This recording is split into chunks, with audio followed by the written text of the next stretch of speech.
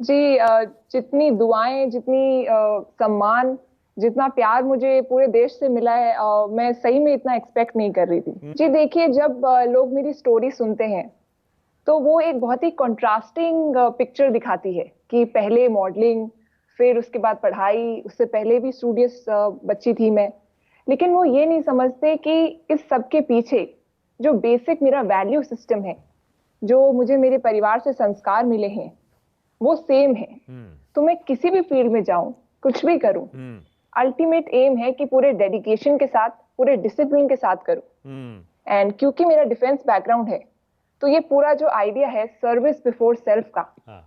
ये मुझे बचपन से सिखाया गया है। तो मैं जो भी काम करती हूँ, मैं पूरा दिल लगा के करती हूँ। और आई थिंक जब आप अपना 100% देते हैं तो आपको रिजल्ट जरूर मिलता है। आज नहीं तो कल आपको जरूर रिजल्ट मिलता है। बचपन से मेरा ड्रीम था कि मैं सिविल सर्वेंट बनूं, एक देश के लिए काम करूं, लोगों के लिए काम करूं, देश की सेवा करूं। एंड मॉडलिंग ऐसा हुआ कि मेरा नाम, क्योंकि मेरी मम्मी ने ऐश्वर्या राय के नाम पे रखा था। बचपन से वो चाहती थी कि मैं पार्टिसिपेट करूं मिस इंडिया पैजेंट में, मॉडलिंग में अपना नाम कमाऊं। तो जब मुझे मौका मिला, जब मैं कॉलेज में गई एंड वहां पे पढ़ाई का इतना प्रेशर थोड़ा कम हुआ, जब मुझे मौका मिला कि मैं और चीजों में पार्टिसिपेट कर सकती हूँ, तो मैंने उस मौके का फायदा उठाया। एंड जैसे जैसे ऑफर आते गए, मैं अपने टाइम के अकॉर्डिंग बैलेंस करती गई उनको पढ़ाई के साथ। कभी मैंने अपनी पढ़ाई पे कॉम्प्रोमाइज नहीं किया। बट जो जो अपॉर्चुनिटीज मेरे दरवाजे पे आती गई, मैं उनको। जी दोनों में ही एक विजन चाहिए होती है। जब आप मिस इंडिया में जाते हैं तब भी आपको अपने देश को रिप्रेजेंट करना होता है आगे जाकर, इंटरनेशनल प्लेटफॉर्म पे। तो वहां भी एक विजन चाहिए होती है कि आपका आगे का प्लान क्या होगा। क्योंकि you have to put your best foot forward, you are representing your country, आप अपने हम्म। देश को रिप्रेजेंट करने जाएंगे। तो जब मैं उसकी तैयारी कर रही थी, तब भी मैंने एक विजन अपना रखा था। तब भी मेरा beauty with a purpose project था एक प्रॉपर, जिसके लिए मुझे टाइटल भी मिला। एंड वो प्रोजेक्ट था चिल्ड्रन की एजुकेशन पे, हम्म। चाइल्ड एजुकेशन, विमेन एम्पावरमेंट पे। एंड सिमिलरली आज जब मैं सिविल सर्वेंट बनना चाहती हूँ, तब भी मेरी प्रायोरिटी यही रहेगी। हम्म। अब देखिए, कहानी तो बहुत सिंपल सी है कि जब मेरा जन्म हुआ 1997 में, तो ऐश्वर्या राय को मिस इंडिया बने, मिस वर्ल्ड बने हुए काफी टाइम नहीं हुआ था। 1994 में वो बनी थी। हाँ। एंड मेरी मदर का हमेशा से ये ड्रीम था कि अगर मेरी बेटी होगी तो वो भी पार्टिसिपेट करेगी। हम्म। एंड बस यही था कि इसलिए मेरा नाम भी ऐश्वर्या रखा गया। फिलहाल तो मैं इतना खुश हूँ कि मेरा जो लाइफ का एक ड्रीम था, वो आज मैं अचीव कर पाई हूँ। तो दुख तो मुझे किसी बात का नहीं है।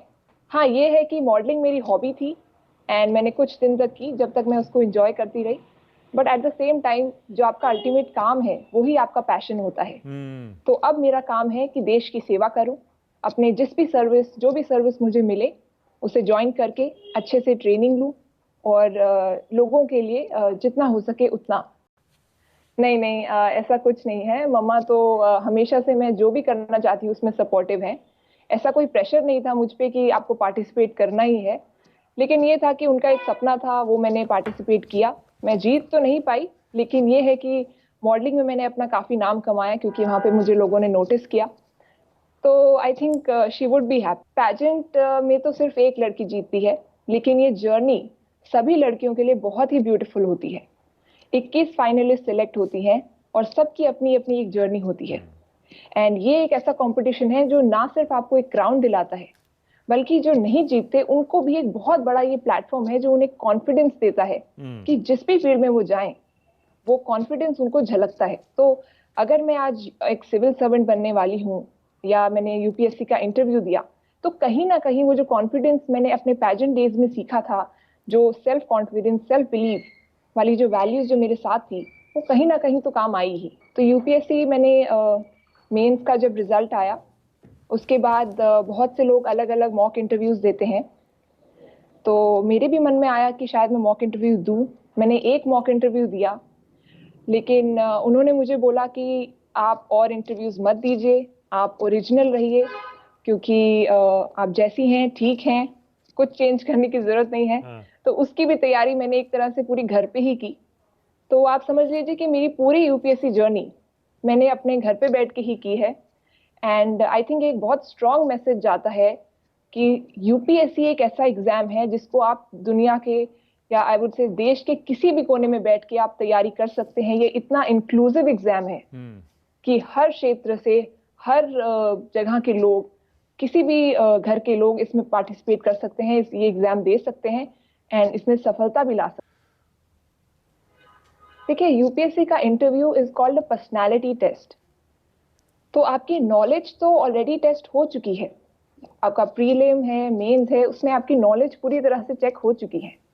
इंटरव्यू का मेन मकसद होता है कि जो आदमी सिविल सर्वेंट बनना चाहता है, क्या वो उसके लायक है, क्या उसकी पर्सनैलिटी उसके लायक है, क्या उसमें वो वैल्यूज हैं, इंटीग्रिटी, कंपैशन, करेज, डिटर्मिनेशन, देश के लिए कुछ करने के लिए। वो उसकी वैल्यूज अगर उसमें दिखती हैं, मतलब पैनल को अगर लगता है कि उस आदमी में वो वैल्यूज हैं, तो डेफिनेटली आप सिलेक्ट होते हैं, आप अच्छे नंबर लाते हैं। बाकी तो मेरे मार्क्स अभी आएंगे तो उसी से पता चलेगा कि मैंने इंटरव्यू में कैसा किया। बट मैं बहुत खुश थी जब मैं इंटरव्यू हॉल से बाहर आई। पैनल बहुत ही ज्यादा कोऑपरेटिव थे कि कई सवाल मुझसे पूछे गए। मेरा बैकग्राउंड उन्हें बड़ा इंटरेस्टिंग लगा, लेकिन क्योंकि मैं हरियाणा से बिलोंग करती थी और मैंने मॉडलिंग का करियर एक कुछ दिनों के लिए मैंने किया था, तो उन्होंने मुझसे कई सवाल इस पे भी पूछे कि हरियाणा में तो जैसे खाप पंचायत और इन सब का माहौल होता है, तो आपके उस पे क्या विचार हैं। तो एक सवाल तो मुझसे ये पूछा गया।